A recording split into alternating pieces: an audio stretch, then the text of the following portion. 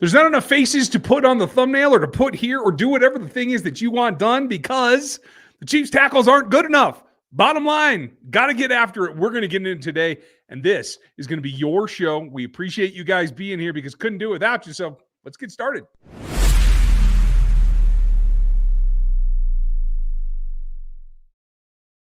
Welcome back in, everybody. It's RGR Football. This is Dan Harms. I'm Ryan Tracy. We run this place around here and have a good time, but we couldn't do it without you guys. So if you would please give yourselves a pat on the back, give yourselves a clap, all for otherwise, because you made it through another terrible clunker of a game, and yet you're still here on a Monday night ready to ask questions. And that's what we love about it. This is your show. You're going to drive it. You ask questions. We're just going to provide the answers, at least in our opinions. Super chats always get an answer. So if you want to help out the channel, support us, do that. You can support us by grabbing some of the gear as well. It's in the store down below. You can super chat. You can do anything. You can join the memberships where my notes will be out probably tomorrow. And you get those every week. And you get Dan's rants whenever they come out. And I held off because of the holiday. So I'm going to put that out tomorrow as well. So we're already off and running with the member content. You got to be a rookie or above. So hit that join button. Let's get after it. I don't even have a concept for today. We're not going to do an opening segment. We don't need one. We're going to jump right to the questions because I'm sure there are plenty of them. Although what's really interesting is I'm not able to star anything right now. So first super chat gets the first question as far as I'm concerned. Oxadal, nice to see you, buddy. Thank you for the support. I believe that this team gets a considerable amount of actual rest. They will have a more focused and sharper team. Will Hollywood be back week 16? I agree with you on the first point. I do think that this is fatigue overall for a lot of these guys. It is an injury for Wanye Morris. It is the nuts and bolts of nagging injuries, beat up, just generally what this sport does to you for the rest of the team. I don't know if you agree with that, Dan. If you don't, cool, but what do you think about Hollywood?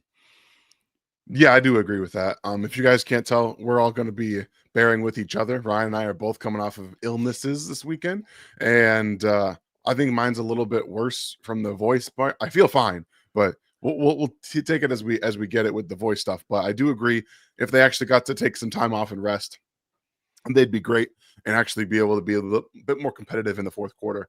That's really where this falls apart, in my opinion. The defense falls apart a little bit in the fourth quarter, and you get some of those issues specifically, because that would have been the Panthers and the Raiders game, both in the second half of that game. They just kind of like fell apart a little bit. So I'm on board there.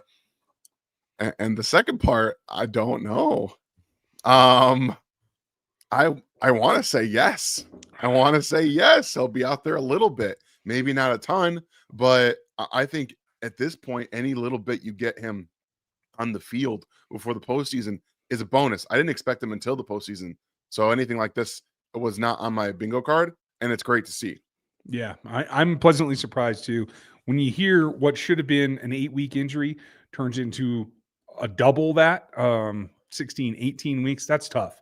And everybody heals a little bit differently. So to get him back, I will be glad that he's practicing there. I really don't care if he plays in the regular season. I need him like 110% for playoffs. That's all I care about. So let's hope that that's the way it goes. Thank you, Oxel. Nice to see you. Butt kicker burner. Yeah, we know Harrison. Guess who's the most accurate kicker in history? Yeah, old what's his name? Tuck kind of screwed the pooch there, didn't he? You absolutely did. But nice to see you, butt kicker. Yeah, appreciate you being here on your time off. Right, heal up, bro. Heal up. Do we need to remove our O-line coach on offense, Andy Heck? Negative. There is a time and a place to have that conversation, and I had it and went to battle with Jeff Schwartz up and down for about a week and a half because I said at one point they just weren't tough enough. They couldn't get anything done. They weren't physical enough. And yes, that is still a thread that winds through it, and Jeff got really pissed off at me, and that's perfectly fine. I think Mitch is the Nitro brother anyway, so whatever, Jeff. But at the end of the day, it's about the guys that are performing the blocks. It's not the coach that has to be tough. It's the coach that has to get the toughness out of the players. And so I think with the addition of Trey and Creed in particular, I feel like they have gotten tougher. And they have gotten to the point where they can be more physical. Everything else is coming on. So I would say absolutely not. What do you think? So I'm not of the opinion that you need to release, get rid of Andy Heck. It's more about just unfortunate circumstances, honestly. You bring in Juwan Taylor, who was already an established veteran at the time you brought him in, quote unquote, established veteran, 25 years old. And then he's doing everything that he was doing there, still poorly. Whether or not it's being coached out of him is not necessarily Andy Heck's responsibility and fault.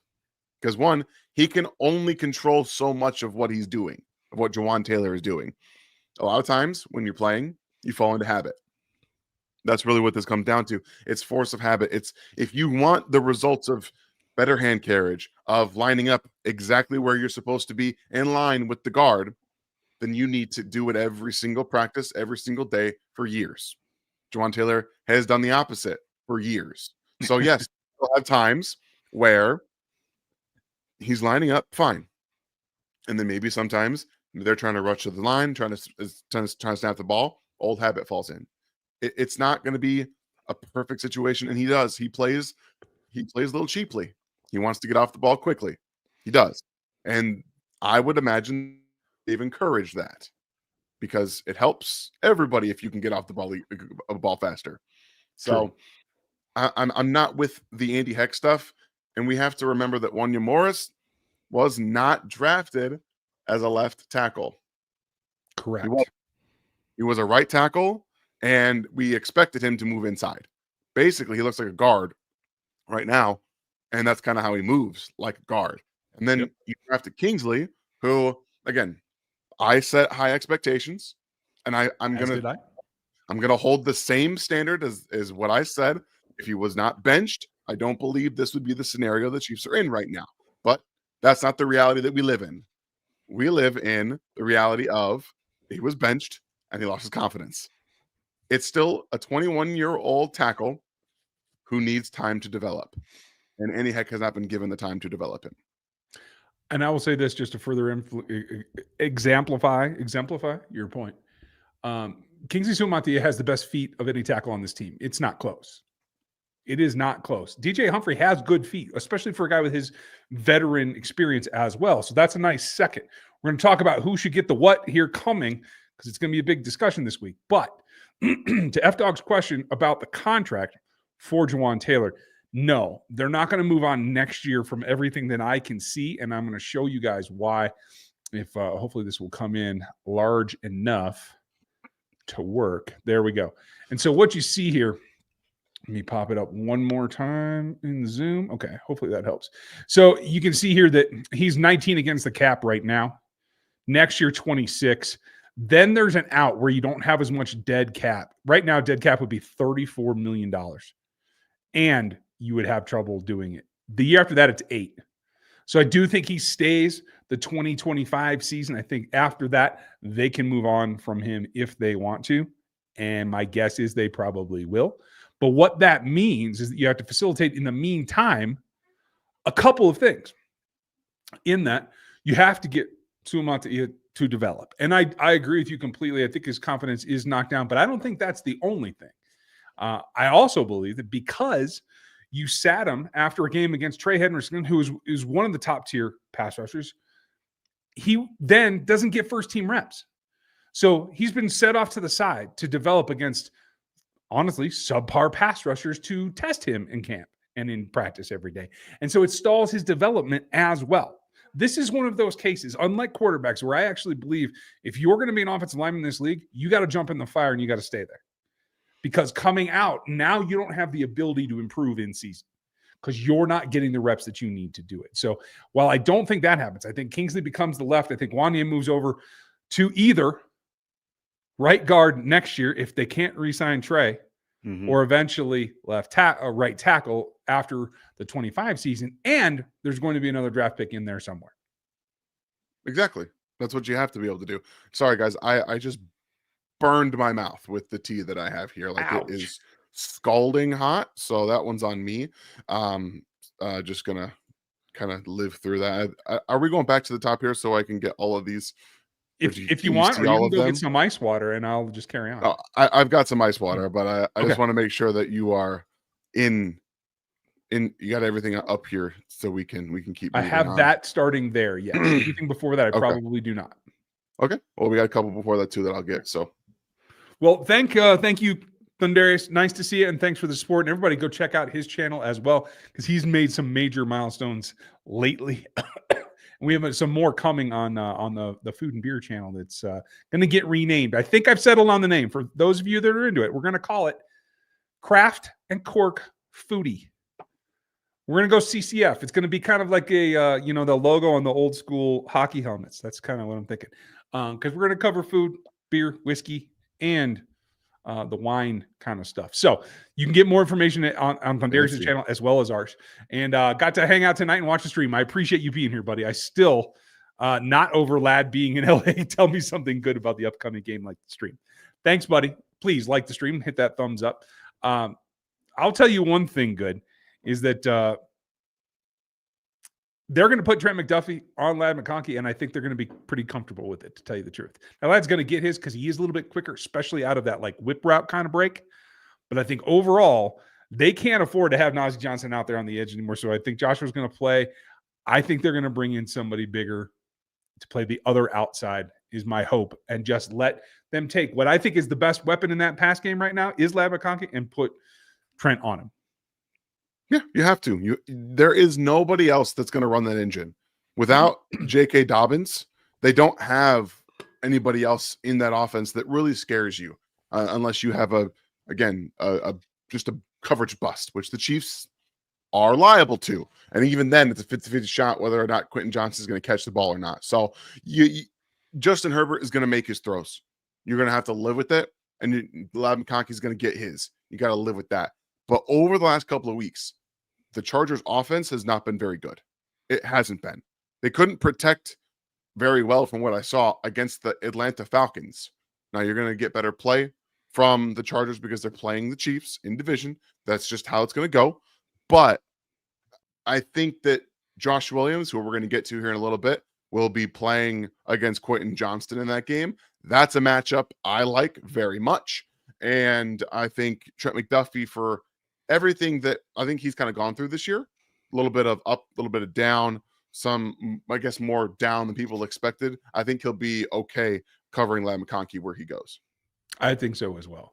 I'm looking forward to that matchup. And thank you, Thundarius, for everything you do, buddy. Swag boy, love the show. Why don't we run the T formation more in short yardage downs? We would get it every time with the three running backs lined up. They did it in recent Super Bowls. I completely agree with you. And here's the thing. When one or two of those guys is a quote-unquote tight end as well, you can split them out. You can run formation to change. You can run motion to change the formation and get better matchups as well. It's definitely a package that I would be looking to put in. I don't know about you, Dan. Every now and then, sure. I mean, if you do it more often, teams will just tee off on what you're doing, and they'll just figure out what you're doing. So I have no problems mixing that in this at all. But yeah, it's something that I think if you want to do a little bit of, you just kind of sprinkle. You don't go all full bore and do it, much like Andy Reid does with just about everything. They're not a team that likes to spam. They really don't, which I wish they would a little bit more at times, but it is what it is. We got a couple of questions before we get going here so that Ryan can get caught up, because I think he's a little bit behind there. I appreciate you, Swag Boy, for that. And we got another one from you coming up after these ones are here. Alex the Great. Hey guys, I know Andy is the play caller and Nagy is the one who's on the headset.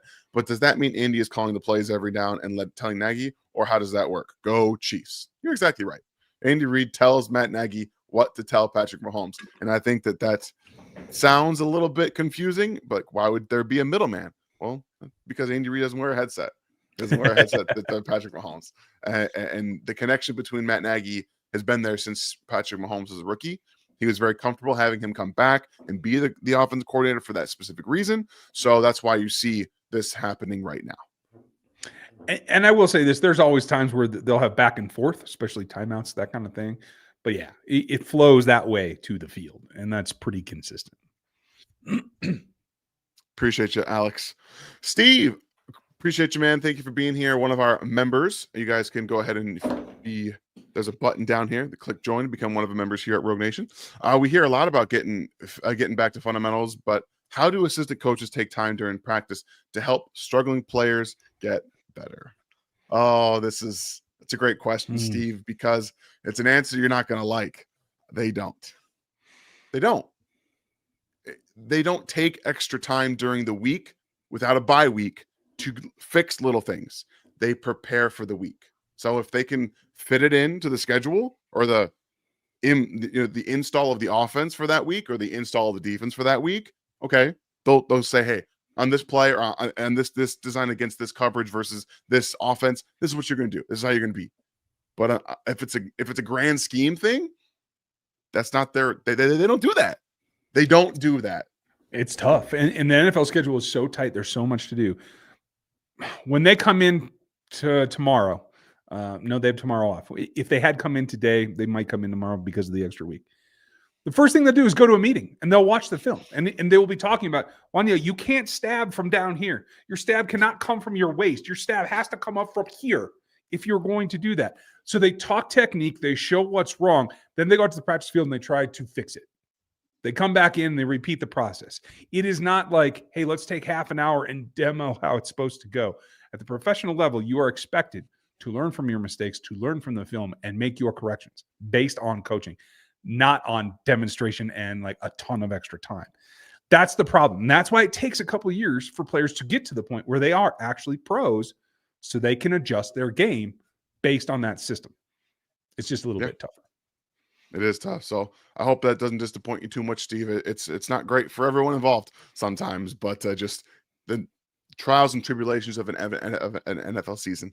Oh, Mike, what's going on, man? What's up, guys? Any truth to the fact that cornerback Steven Nelson coming out of retirement to sign with the Chiefs? I don't know if Ryan has any sources, anything on that, because I've not heard anything, mostly because I have no sources. I have a couple of sources, and I haven't heard a peep about it. Quite frankly, I don't think he'd be welcome back in the building. The way that finished was not a friendly thing. So I have been wrong before. Whoever put out the whole kicker hamstring issue, I hadn't heard about that through any of my sources either. So you never know. I can't say no, but I would be very, very, very surprised. I'll put it that way.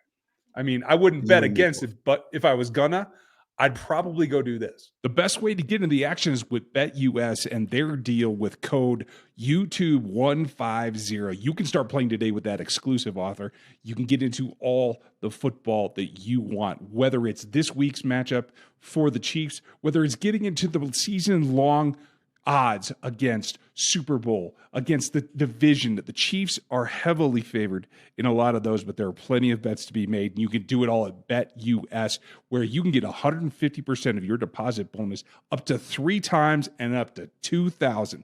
Use YouTube 150 today at BetUS. What a fantastic setup there. Hey. Just needed to let you know that was Thanks, brother. Sometimes you get lucky. That's all I can say. All right. I think we are caught up on the ones that you don't have. Let me know. Okay. Cool.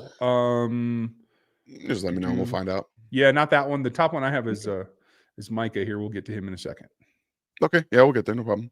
Swag Boy has another one here. What offensive and defensive player will step up in the postseason, in your opinion? Ryan, what do you think? I got Hollywood Brown and Charles Omenihu. That's who I got. Woo, that's a good one.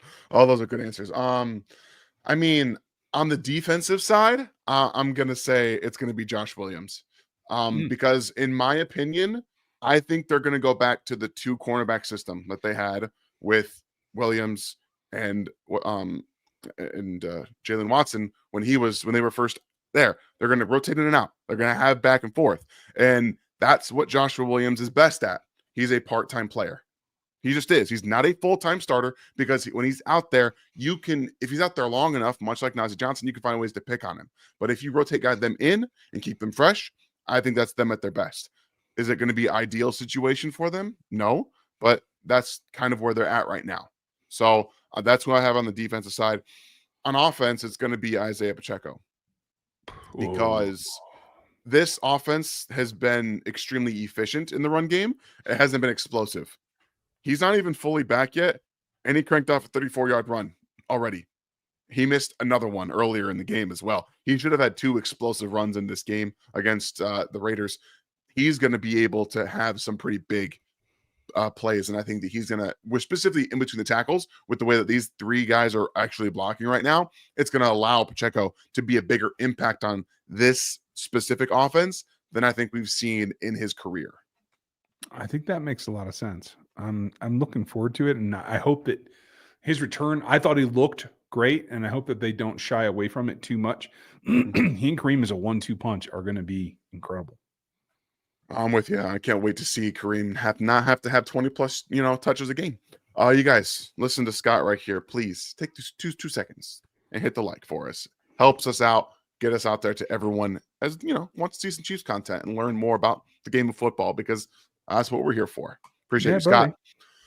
Dylan, do you think next year will be a rebuild year? Also, do you think DJ Humphries will start against the Chargers? I'll take the first one. No, I don't believe that next year is a quote unquote rebuild. They've already rebuilt their team. They're still a very young defense, and now they're pretty young on offense. You've got some pieces that are going to be coming in and out, but you have Rashee Rice, Xavier Worthy, 1-2, maybe tight end gets younger if they go ahead and draft another one, if they don't feel like Jared Wiley is going to end up working out after the injury. But Noah Gray, still young, and he's been very impactful for your offense. Yeah. So the offensive interior outside of Joe Thuney is young, and if you keep that solidified and you get Wanya Morris in there at guard as well, you had Kingsley Suamataia. It's a very young team. So on that part, no.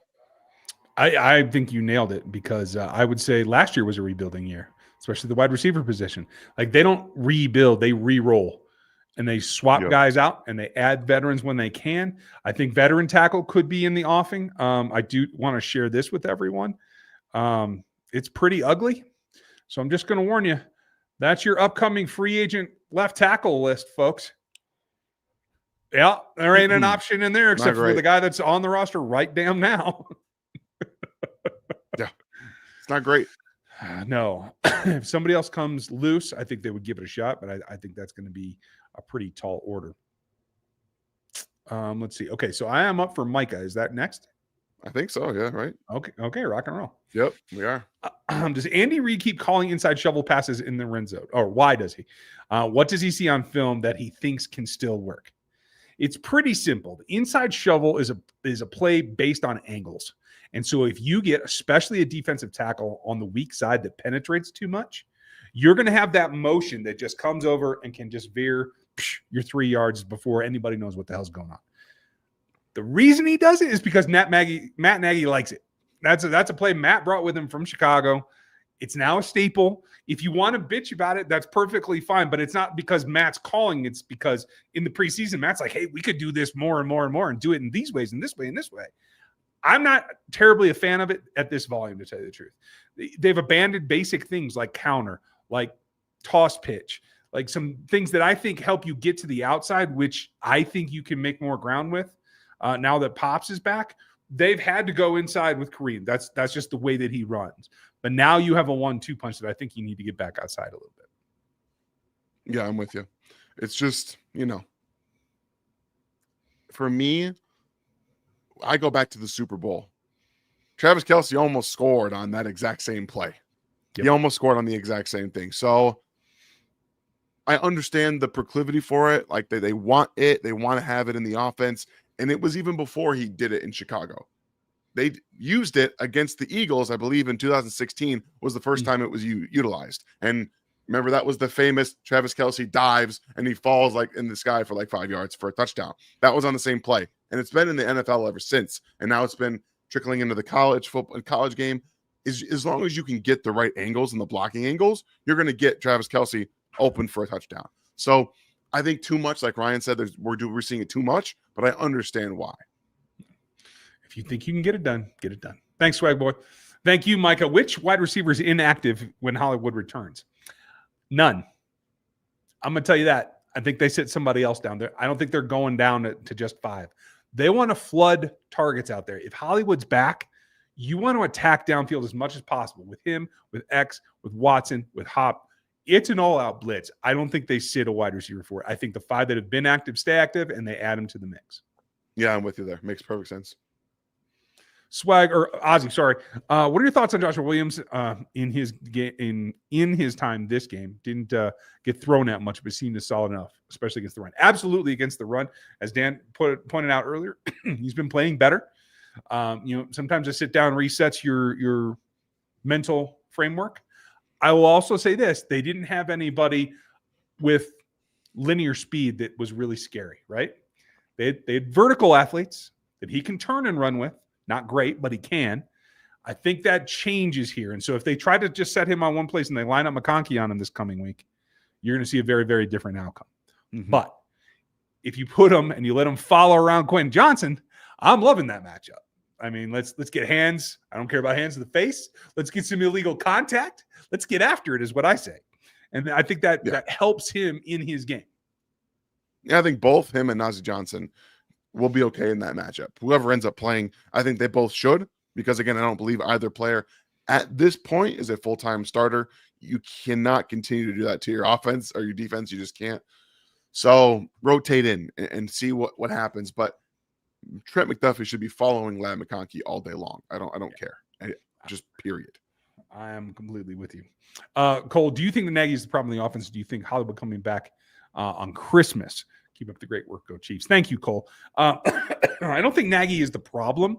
I think he doesn't offer an alternative the way Bieniemy used to.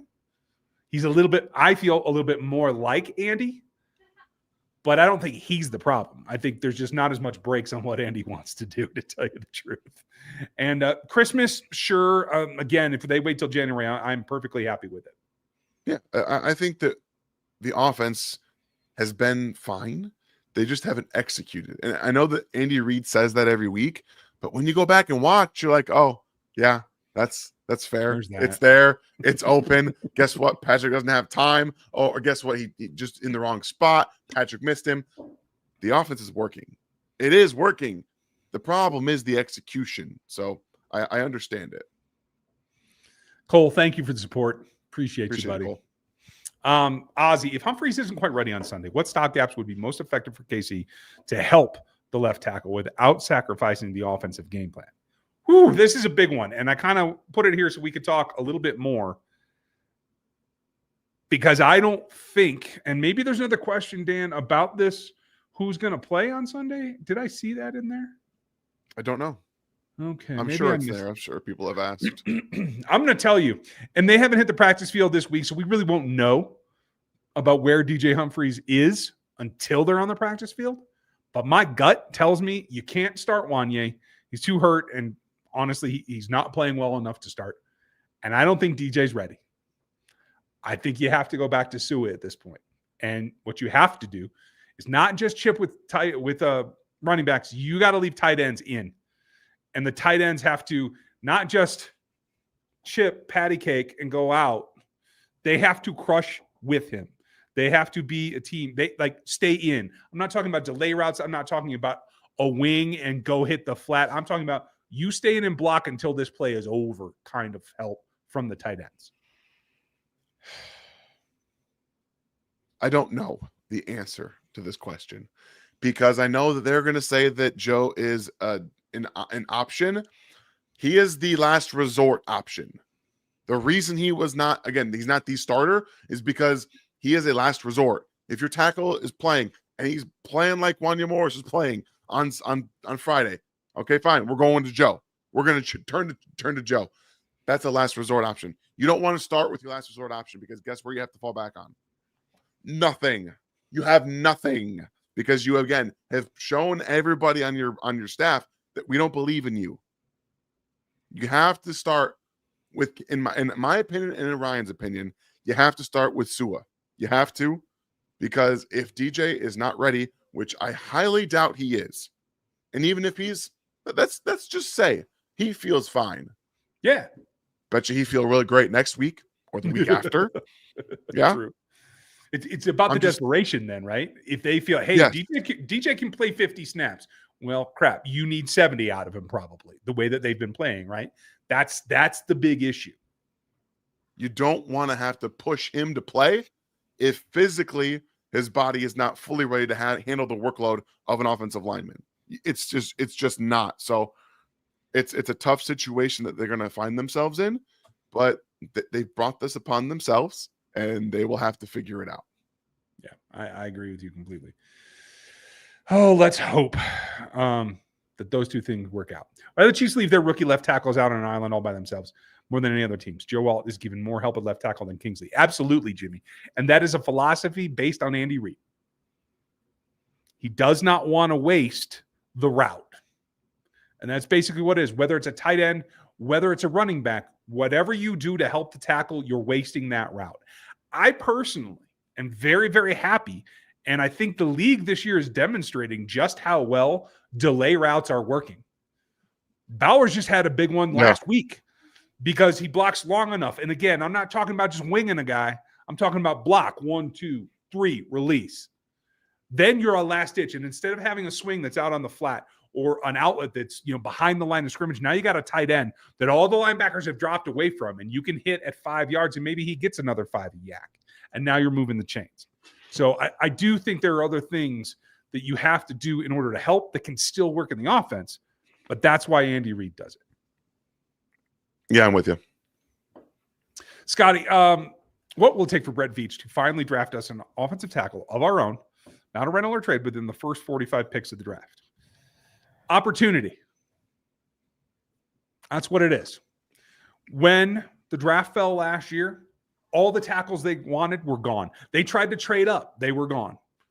So at 32, you don't take a player that you have rated at 55 at 32. You take the wide receiver who happens to be there that you had a top 32 grade on. That's why it didn't happen, because supply and demand. That's basically it. If it doesn't work that way this year, which I'm not so sure, because the wide receiver class isn't that great. No offense. I don't think the quarterback class is that great. You might disagree with me, Dan, but I'm not inspired by these quarterbacks. So offensive lineman might be another top end, top 15 high dollar item in this draft. Yeah, I think that even then the tackles are going to be the widely discussed conversation, because there's a lot of players that play tackle right now for college teams, but they're not going to be seen as tackles. They're just not. Will Campbell is not going to be seen as a tackle. I had hope. He's got real short arms, and he still struggles with speed around the edge. I think his hands are fantastic, but is he a good enough athlete to overcome his physical limitations? We're not going to find that out until the combine. We'll see how he tests. But overall, there's a lot of problems with how you view this guy versus this guy. And there's also a very big consensus that this draft is got like 15 first-round picks in what they view as first-round talent. Yeah, that becomes a problem as well. So you want to be able to get a tackle, and that's another reason that you can't just write off your left tackle that you drafted in round 2 last year. You can't just write them off, because tackles don't grow on trees. Tackles with the length, with the tools, the athleticism that Kingsley has, they don't grow on trees. So maybe it takes a little while. Maybe it does. You want to know what? That's okay. Look at Spencer Brown. Do you think the Bills are happy with drafting Spencer Brown in the 3rd round? And he's been a top 5 right tackle in the league this year. Took him 4 years to get to this point. It's not perfect, but it sometimes just takes a little bit of time. And honestly, there's a track record there. His cousin was markedly better than him in college at Oregon, Penn, and took him third season before he really got to the point where he can be that at this level. It does take time. But again, I go back to my previous point. That time only gets longer if you're not getting reps. And that's where I think they've hurt their progress with it. Agreed. So let's hope that they figure that out. Dylan, I just want to shout out RGR. Thanks, buddy. Great podcast. And I absolutely love the content. Thank you, sir. I watch all of your videos. Thank you, RGR crew. Thank you, buddy. We appreciate you very much. As well as you, Bradley. 37 months, 3 years and counting. Appreciate you, bud. Is there a reason Uche isn't playing? Did Spags not want him to begin with or something? His speed seems necessary right now. Agreed. How good can the offense be with DJ works out and Hollywood comes back? Uche isn't playing because they wanted to throw Menahue out there and let him get after it. I think they will now find a bit more of a balance. But Uche is a 3rd down specialist right now. I don't I don't think much on second is really his thing. Whereas Amenahue can play all three downs and looked like he held up pretty good to me. I've only rewatched the first half, but I was pretty satisfied. I don't know how you felt. Charles looked like he was ready to get back on the field, man. He was not just chomping at the bit on Twitter and anybody that would listen, working out. He has been ready to go mentally for a while. And we'll see how his recovery after the game is. But I think he played very well. And he stood up not just to the physical toll that playing everywhere he did on Friday does, but at the end of the day, he's going to be the impact guy. Josh Uche is going to be sprinkled in at this point, especially because Charles Amenahue came back. Yeah. He's adding your starter back to the rotation. Is not going to give Josh Uche more snaps. Now, if the Chiefs offense can get more leads in football games, you'll see Josh Uche a ton in the third and fourth quarter. See it a ton. Yep. It is situational football. If they have to throw and they're in long yardage, you're going to see him more. As far as DJ, if he works out and Hollywood gets back, you're going to see what looks more like the original plan was, which was a team that could go in 3-peat. I know these games are frustrating, but we have to remember they just keep winning. It may be ugly, but they're still wins. As long as they get those pieces back and they can take their game to the next level, they are still in line. They're still probably the favorites to go win this Super Bowl. So that is still the high end for me. Agreed. Dub Freak, thank you. Hope you're doing well. I don't expect greatness from DJ. Just please give Mahomes 4 to 6 seconds to throw a ball. I feel that things will open up. Things will definitely open up with 4 to 6. Honestly, the magic number for me is 2.8. He has 2.8. He can hit the balls that he wants to hit. Quite frankly, if you're going to throw balls up now, if contested catches are now a thing with D-Hop, a 3-step drop and gone works just fine. You just got to practice it to the point where you're putting the ball in the same location every time. D-Hop will go get it. This is going to change the offense. I'm seeing him just say, I'm going to start throwing it. It warms my heart. You want to know why? Because Patrick Mahomes, in his core, in his most version of him, is a gunslinger. What he wants to do is throw the ball downfield, and he wants to take chances. And Andy Reid has sort of nerfed that, in my opinion. He's taken it and said, this guy's open. I want you to throw it there. Or he's not that open. Don't throw it there. Specifically, the last 2 to 3 seasons, it's been, he's not really that open. Don't do that. No, he's open because he's him. He's him. Yeah. He just go throw him the football. Hall of Famer. I mean, if you didn't adjust when you get a player of that caliber. And again, when he came here, I told you guys, the thing that he is still absolutely excellent at is contested catches. He's actually got more wheels right now in this offense than I expected him to. I'm going to tell you guys right now, I took the L when he was brought over and started winning because I did not expect he could create as much separation as he has to this point. Now, one-on-one is different than being schemed open, right? Andy Reid still schemes him open. There was the drop that he had was on a crosser where he's schemed open and he just drops it. But he's got more juice and actual physical tools to get open in this offense than I expected him to. And it's probably because he's playing for a Super Bowl and he knows he is, and he's going to leave it all out there. And you know what? I misinterpreted that. So I'll take the L. I'll move on and I'll be very happy to what I'm seeing. I tell you what, if they get deep in the playoffs, even if they are not able to pull off the 3-peat, I think you might get them to come back. I think so too. We got a question about that coming up. Oh, do we? Okay. Even better. Have the Chiefs players looked upset by how the games are being played? I think there is some finger pointing. I have not heard that about internal arguments about who's doing what. Certainly not offense versus defense. They've both had some struggles in certain ways. I will keep an ear out, and I will let you guys know if that does become the case. But honestly, this team is too experienced. They've been too far too many times and won too many championships to start that crap. Let's be real. They were, what, 2 games above 500 at Christmas time or something like that last year? And the no finger pointing happened. They were at a low point last year, like the low point to the simple fact that they literally thought they might not make the playoffs. Like they had to reset everything offensively. They had to do a ton different after that loss to the Raiders. And then they went on and win the Super Bowl. There's no finger point. It's more about they are collectively, we can play better. We can execute better. When you're getting into the red zone and you see a penalty, pile up. It's not just one, it's 2 or 3 sometimes that pushes them back. Like that's just pure execution. It's got nothing to do with talent or ability. That's the frustrating part. No one's pointing fingers. They're just saying, look, we got to just execute better. Yeah, I completely agree with you. Joe, thank you. KC, thank you. Is Minter's defense showing some cracks? Or are you concerned about their secondary on Sunday night?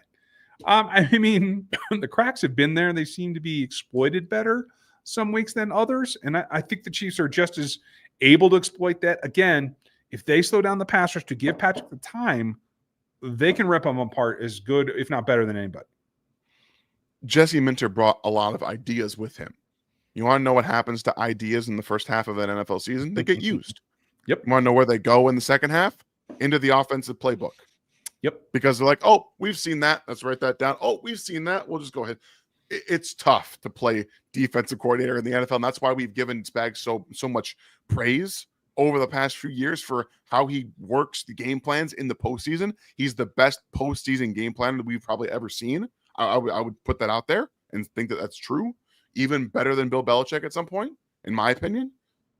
But he's still a very good young mind, and they've got some talented players. I think Derwin James is playing better now. He's playing more anticipatory, maybe a little bit freer than he has been in years. So he's still someone you got to pay attention to. They have some talent, but they also have some youth that you can exploit. Yeah, absolutely. And I say exploit it. Scott, thank you, buddy. Appreciate your support as always. My apologies for the Chris Jones statement last week. Looks like you're correct. He did have his breakout game. Amazing what happens when you get, a guy of a Minnie Hughes caliber back. It's funny, and no need to apologize, Scott. Like it's hard sometimes to watch a team that has such elite talent, specifically on the defensive side, when a guy like Chris Jones goes 6 games without getting a sack. It's tough, and it's hard to say that these aren't sustainable, right? Like the numbers aren't showing how good he's been. It's tough sometimes. No need to apologize. We all have those moments. I got them too. Like, well, I have them too. I can see something and I'd just be wrong about it. Like, it's okay. It's all good. But yeah, Chris Jones definitely showed up last week. Everybody's wrong. Everybody's wrong. Thank you, Scott. Tyler, since we've seen the deep ball issues between Mahomes X this year, on top of MVS succeeding in New Orleans, is it possible that the issues with the deep ball are more on Mahomes than we initially thought? I mean, he's always had a little bit of accuracy issue. It does drift on him, but don't confuse the two. MVS succeeding in New Orleans is because he's not running routes as deep as he had to run for Mahomes. He doesn't have to adjust to that ball. Every relationship with a receiver and a quarter is kind of like a pitcher and a catcher in baseball, right? Like you have to fit together. You got to understand the rotation of the ball, the angles that he's going to throw it at. And clearly MVS has had some success there, but don't worry, he'll start dropping balls pretty soon. Yeah, I think you also have to understand that the game plan defensively is very different when you're playing Derek Carr versus Patrick Mahomes. It is. And good for MVS. Like, that's awesome that he's catching the football down the field, scoring touchdowns. That's awesome. Good for him. I think he'd be pretty happy if he was doing it somewhere where he had a chance to win another Super Bowl. But he doesn't. So yeah, I would say that it's not a 100% 0% thing. Yeah. But I would also say that it's not more on Mahomes. But to your point, more is on Mahomes' shoulders than people are willing to admit. That's fair. Cole, thank you. Do you think Juju will take a vet min to stay with Reed and Mahomes next year? That is a great question. I do not remember the number that he came back on. Let me look that up real quick. Because my gut says right now that they are holding him.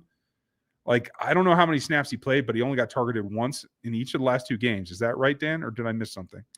I believe you're right. He's gotten 1 target the last 2 games. So he's playing on a $1.2 million contract right now. That is the residual of what was there before, as far as I understand. I would think something like that, a $2 million contract, which I think at his age would be close to vet min, just a touch over. I think that would probably be doable. And they're going to save him, and he's going to have a nice, I think, playoff season. And then he'll be like, hey, remember me? I can catch the ball too. Right. Bradley, nice to see you. When it comes to Shamar Connor, you need to stop playing nickel, but Chris Roland Wallace in that spot. Dan, do you agree? I think it's defensive base or offensive base that you're playing. If you're going to see a lot more nickels, like slot players that are big, go ahead and put Shamari in there if he's a tight end or not. But if it's a shorter, faster, better route runner, then I think you need to, again, match it up. Just play Chris in there if you have a quicker slot receiver. If you, I don't know, man. It shouldn't be that difficult, in my opinion, to get matchups better for your defense. But I also know that Spags is not showing you everything right now. He's not. I would hope the personnel would be enough now to maybe bolster some of that. I hope that if we don't see McDuffie inside on Ladd, which I do believe is the best course, and we'll tell you more about that on Friday when we give you the game plan, I would hope that it would be a little bit more opportunity for CRW. Thanks, Bradley. Vontae, thank you. Hey, let's try and run the ball now after we break up the greatest interior trio in the NFL by moving Tooney over to left tackle. That's a great idea. Let's do it. Yeah. You still got to attack the game and attack the game. The fact that you had to move him, yeah, it's not optimal. Caliendo, he's better as a run blocker than he is a pass blocker. So you got to think that even though you moved Joe over, you still have to try to keep them honest. I do agree with that. But again, they've taken out the things that I think would be working for them better. Toss pitches outside, counter in particular, counter power. I mean, I don't even remember the last time I saw him run duo live. I have not been watching the blocking specifically, Dan. Have you caught any of it? No, I don't believe that they run duo very much. And their duo is maybe the best, most successful run in the NFL right now. And with this offensive line, considering they only want to run up the middle, why wouldn't they? Right? I don't know. I got nothing. Thank you, Avante. Good point, though.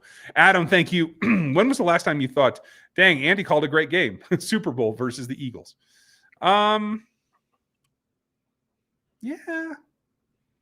I mean, let's be honest. Even for me, when they have a great offensive game, I think Mahomes. I go back and I check, how many play actions did he call? How many runs did he call? I don't drift to Andy as the first culprit when something goes well. I think the 49ers game this year was another one. They played very well there. Even the Panthers game where they, again, should have been a blowout. They didn't execute in the fourth quarter. That wasn't Andy Reid's fault. Everything was there. They moved the ball at will in that football game. Like, they did whatever they wanted to. So I think grand scheme, we have to kind of look maybe a little bit wider at what the grand total is, and not how the games themselves play out to say this was a good game plan versus that being a good game plan. Because I would say as early as 2 weeks ago, Andy Reid had a very good game plan for the Carolina Panthers. Yeah, and it's fair. And I think the Panthers showed yesterday they can compete. So, the Chiefs are the only team that had some trouble with them. Bradley, did you notice Kelsey missed the block? Absolutely. And that did spoil the play, especially the accuracy on the throw. And I think that's what set Travis off. He did not meet with the media after the ball game. Yeah. He basically walked off the field. And I think that had a lot to do with it because he cost him. We're gonna hear something about that on the next New Heights podcast where he's saying that I cost us, the play there. And I think so. It happens. It does. I know he's not, obviously wasn't happy about it. No one is happy about it when you miss a block, when you miss something like that. Like, he's going to hold himself accountable. He's not going to sidestep it. But at the end of the day, what can you do now? What can you do? Yeah, I agree. At least I do believe he'll own up to it, and that's a start. Yeah. Adam, in case he finishes a 3-peat quest, I don't see any way they'll have the mental energy to go for 4. So how would you approach 2025? Big reset? Negative. And I disagree.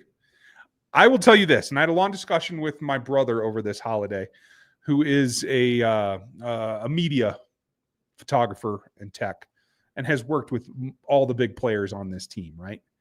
The shooting schedule for these shows that Travis did and all these commercials that they did and all this crap that literally eats up their vacation and their downtime all summer long. this freaking Hallmark movie. Yeah. Like, I don't even know who all had to be involved with that. I don't know who's in it or who's not. But just the fact that that stuff has to be shot, that disrupts rest and recovery. And Travis was on tour with Taylor for a while. And if you want to make a legitimate argument at me about Taylor costing this team anything, it's that. It's that it took away from the time that he is usually should be recovering. And I think they all stretch themselves too thin this summer. And so I disagree. If they win 3, I think they got to lock it all down, go away and do their normal thing in solitude, maybe like by the Arctic Circle in Canada or something. I don't care. June in Canada is beautiful, so try it, fellas. But I think there is a way to do it. They just can't continue what they've been doing, in my opinion. I agree. There's always a way to do it. It's just finding that right system. And I think that after this offseason, they'll have a better idea of what that is. John, can you explain how they designed the first series before the game? There seems to be too many variables that come up and set and with a set series like incompletes, penalties, down and distance. Well, here's the basics. They get together, mostly the staff, and then they'll bring Patrick in. As I understand, later at the end, he'll have his own ideas. And they set the first 15 of how Andy wants to do it, and that's all based on film. Now, you will always have a couple of, long alerts. So if you get to third and you're not at 3rd and 4 where you want to be, you're at 3rd and 12, you took a penalty, you have a set that kind of slides into that 15. And then you go back to the script, basically. That's how they game plan the first 15. That's why, honestly, we see a lot of times after the second drive, third drive, when they've run out of that 15, stuff just goes back to Patrick holding the ball and trying to make a big play. I don't disagree with you. I don't disagree with that. All right. I'm saving Dan's voice tonight, folks. I'm not overriding his opinion. Don't say that I'm making him agree with me. Is there a realistic chance that the Chiefs could re-sign both Hollywood Brown and D-Hop on discount contracts to pair with Rice and Xavier? Absolutely. I think D-Hop will be motivated, especially if they are deep into the playoffs or, God forbid, they win a ring. I guarantee he will want another. Especially knowing he doesn't have to be an every down, throw it to him 120 times guy. That's Rice's role. Rice should be the volume guy coming up. This is the dream scenario for DeAndre Hopkins. Yeah. He's like, I have been the Travis Kelce of every team that I have been on. They have force-fed me the football. Every defense is just hammering him. I don't have to do that. I got like 3 more years of play left in me if I want it. And it's going to be trying to win rings. So yeah, there's a real easy argument to be made. Like, hey, D-Hop, we know how much fun you had. Best quarterback you ever played with. You want a ring? You got close to winning a ring. Let's go get one for you. Oh, it's so easy. And I think Hollywood's going to be motivated to sign a reduced contract to try to play a season, right, in Kansas City.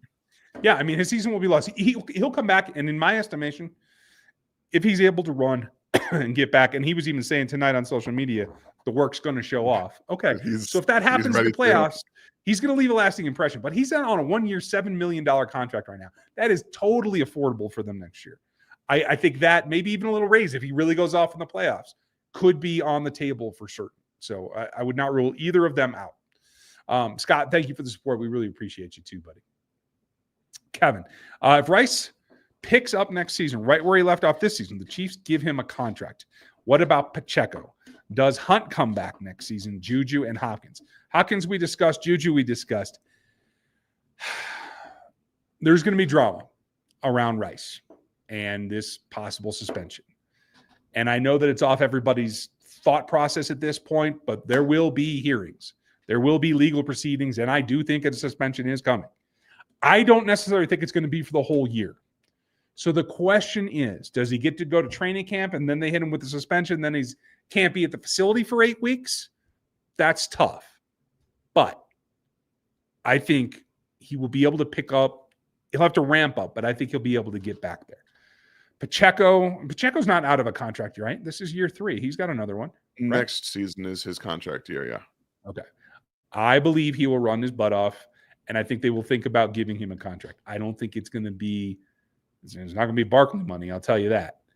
But I think they will make him an offer to keep him. We'll see if he wants to. Hunt, I don't know. We got to see how it works out down the stretch. I don't know if they're trying to protect him. What did he get? 7 touches last week? I think so. Did they burn him up? Is that what they're worried about? Because if that's the case, then I don't know if they're going to ask him back. I don't believe Kareem's coming back. And that's not having to do with the fact that they don't want him back. There's nothing left. He had like 2 games where he looked good. They used what they could, and he gave what he had. Yeah. He gave what he had. And he helped them win at least 3 games.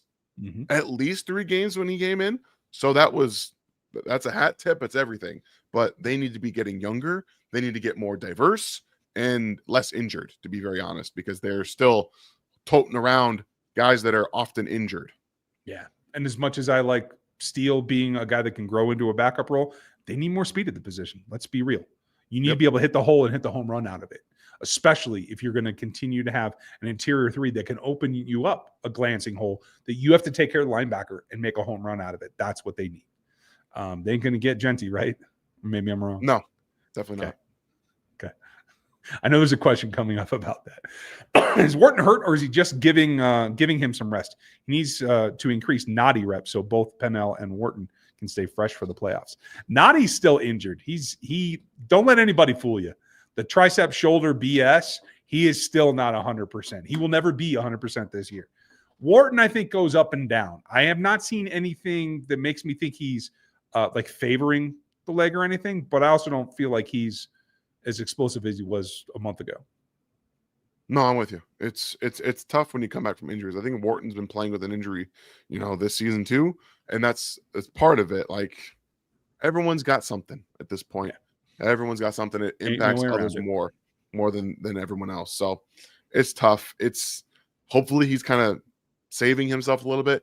I'm telling you guys, this 1 seed is going to be the most important 1 seed that they have ever tried to get, ever. Yep. Because they're going to get 2 weeks off if they get the 1 seed. They're getting 2 weeks off. And all come hell or high water, they are going to be firing out the gate in the postseason. Yeah, they got to have it. It is critical. Christian, thank you for the support, bud. What about Spags D allows tight ends to cook against us? Love Jay Reed, but he cannot cover. The Bills tight end tandem scares me.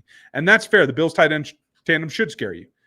They do it because they want to man up. And unfortunately, the Chiefs safeties are not great man covers, any of them. Every last one of them is best playing in space, including Chamari Connor, who might be arguably the best of them. I would say Jerry's probably second, but Cook is a space player. Hicks is a space player.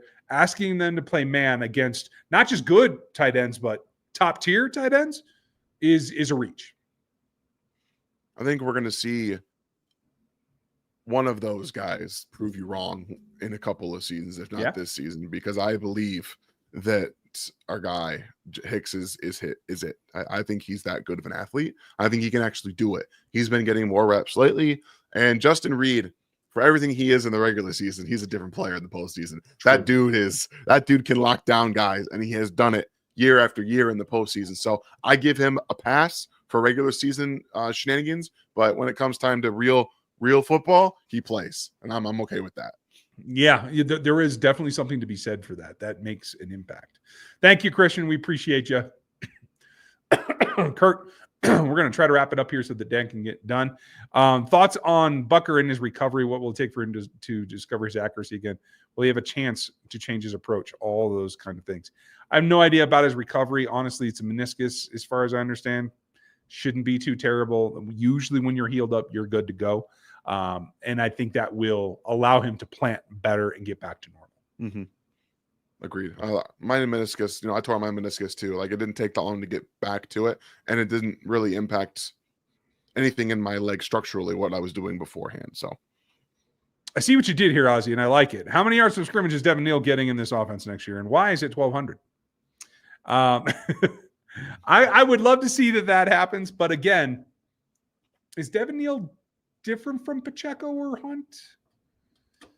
Yes. I mean, he's got a little bit more top end, but not much, right? I wouldn't call him a lightning bolt. I don't think he's Pacheco's top end, because Pacheco's top end is 4.3. But in the NFL, I don't think he's been able to really get to that. So I think 4.4 is probably the max we've seen out of Pacheco. He's a jitterbug. He can move better laterally, athletically, jump cuts way better than either of those players. So he brings a different feel. But if I'm the Chiefs and we got running backs falling around 2 and 3, I'm considering trading back and maybe getting a couple of day 2 picks, 3 or 4, and I'm trying to get Amari and Hampton. And I'm gonna just take as Isaiah Pacheco and Amari and Hampton and say, good luck tackling our physical ass runners, because he's fast too, and just good luck. Good luck. You're gonna get beaten to death for 4 quarters, and you're just gonna say, "Can I have some more?" And that's all they're gonna say. Well, I'm into it. I definitely want Devin Neal around though, Ozzy. So I like what you did. What about switching the tackles around left to right and right to left? That hurts 2 positions all at once. They tried Juwan at left for a bit and abandoned that idea. I think there's a pretty good reason. Yeah, I would say at this point, are you getting much worse play if you switch them? But they didn't want to do that. They didn't want to. Yeah, you're probably right. It is what it is. All right, speed round, folks. Last call for super chats, and we are going to wrap you up tonight. I started listening to you guys immediately after the Patriots playoff game in 2019. Nice. That's been a nice run. The D Ford's offsides. Good Lord. Not even D Ford can remember that. He's blocked it out. It's been an awesome ride. Great job with the channel. Thank you, Timmy. And thank you for very being much, with us Timmy, on this ride. It's been a lot of fun. F it. D-Hop's down there somewhere. Razgriz, I like the attitude. Let him go fight for it. Bumpa, is Noah Gray better than Kelsey? Way more explosive. Good Lord. This is not about you, Bumpa, but I can't believe we're to the point where we're asking that question. Woof. Okay. Right now. Yeah. Guys, I am a very big Noah Gray fan. As you guys know, I said this would be his best year ever, and I've been very right about that. He's very good at catches with guys in his hip pocket against man coverage. He's shown to be good against man coverage, but the majority of his reps come with Travis Kelce on the field. 1, Travis Kelce is getting attention from the defense. 2, he's running into space vacated by Xavier Worthy and or McCole Hardman, and he's just being forgotten about. That touchdown against the Panthers, there was nobody there because Justin Watson had 2 defenders and Xavier Worthy had 2 defenders on him. He has made some very good catches. He's been an excellent player.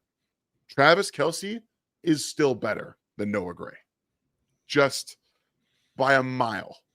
Everything he provides, from the space feel, the understanding of the defense that he's reading, that he processes like a quarterback. So nothing against you, Bumpa, but there are lots of people asking this question. You're not the only one. No. Is Travis as explosive as he was last season or in 22? No. Definitely not. You're absolutely right on that. I would still say he's probably got a little bit more giddy up than Noah. I think laterally, I'll give that to you. Getting going, he doesn't. Okay.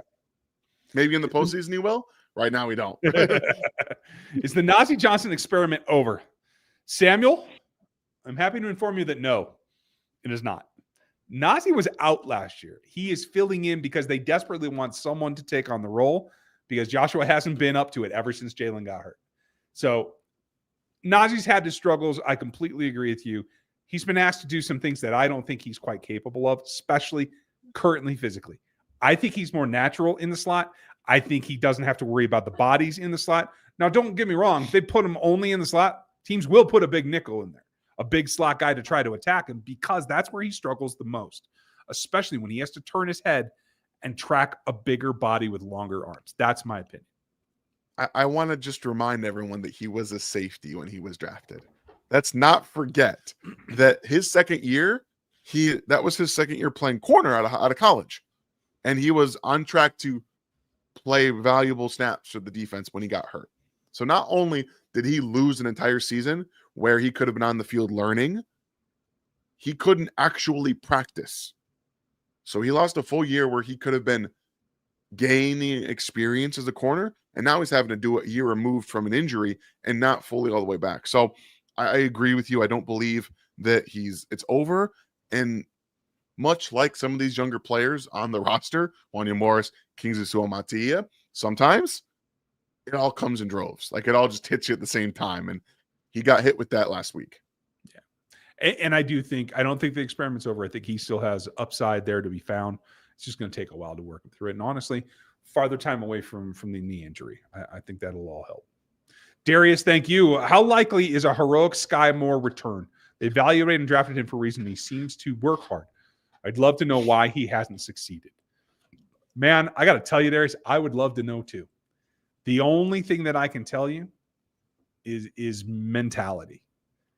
Either he's just not able to learn enough, or he's just not detail focused enough to make the things happen that Patrick needs to happen in order to use him. That's all I know. That's all I can guess. They misevaluated him. They thought that he could be turned into someone that can play on the outside for whatever reason that is.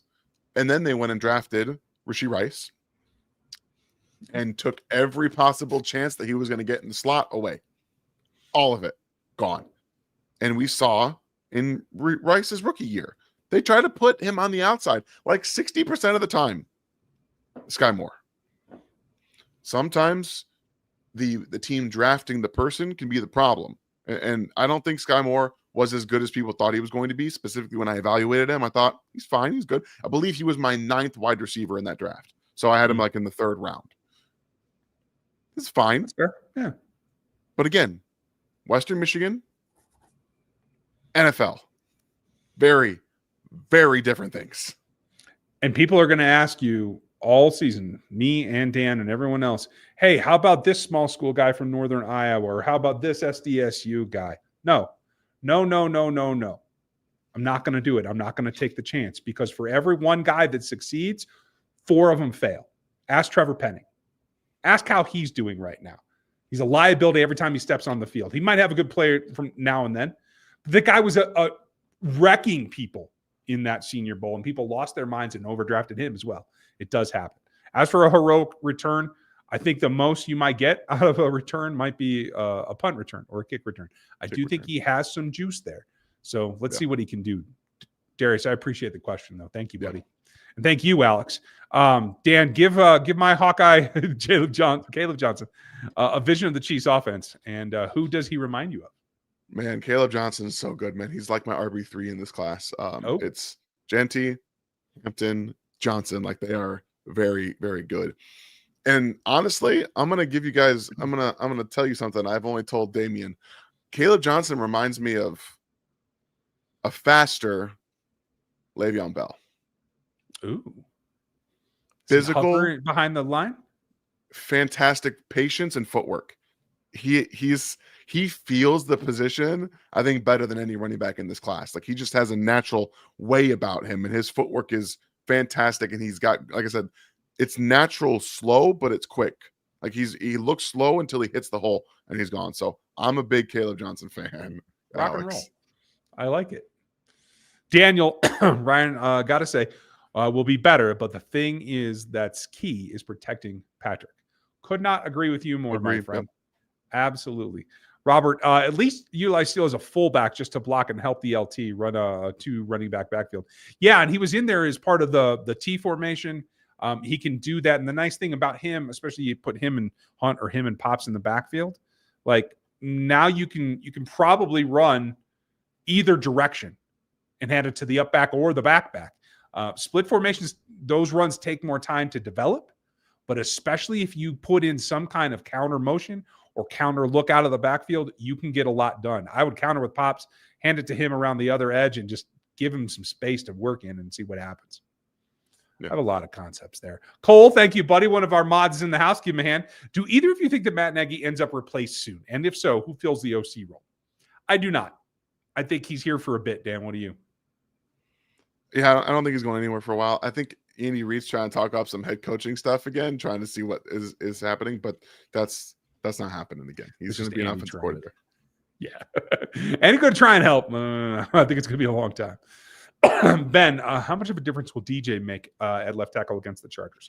If he's able to go, he will be able to thwart, I think, at least initially, a lot of the Mac rush. But mid-third, fourth quarter, you're going to have to guard against him getting his butt worn out. Yep. So if you're in a tight game, or God forbid you got to come back, I'm concerned there. I think also in Kingsley's favor, if there's any reason DJ can't go, I would start Kingsley because Mac is not going to threaten Kingsley around the edge. He's going to power him. He's going to counter him inside. He's not going to run around him. So I do feel a little bit better about that. They might even, if it's Kingsley, switch and try to get Bosa over there more. Yeah, you're right about that. I would agree. Hi, all. What will Ross learn from D-Hop? Thank you, Matthias. I mean,